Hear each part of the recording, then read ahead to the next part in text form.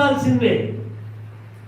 ఎందుకంటే దేవుని వాక్యం ఏమని సెలవిస్తా ఉందంటే, వినాల్సిన మాటలు మనం వినాలి, వినకూడదని మాటలు మనం వినకూడదు.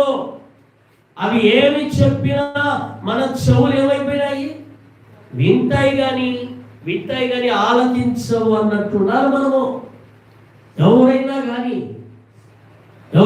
నాకు చాలా మంది ఏదైనా చెప్తా ఉంటే నేనేం చేస్తాను, ఊరికి నవ్వినట్టుంటే వాళ్ళు బాగా వింటున్నారని చెప్తా ఉంటారు. నేను ఏమి విన్నాను ఆ వినాల్సిన పని నాకేముంది? నా దేవుని మాటలు నేను వింటా, నా దేవుని మాటలు వింటా, నా దేవుని ఉపదేశం వింటా, నా దేవుని పాటలు వింటా, నా దేవుడు చెప్పిన మాటలు విని ఆ ప్రకారంగా నేను నడుచుకుంటా. ఆ ప్రకారంగా నడుచుకుంటే నాకు ఆశీర్వాదమే, నా కుటుంబానికి ఆశీర్వాదమే, నా బంధువులకు ఆశీర్వాదమే, నా స్నేహితులకు ఆశీర్వాదముగా ఉంటది. కూడి వచ్చిన నా సంఘానికి కొరక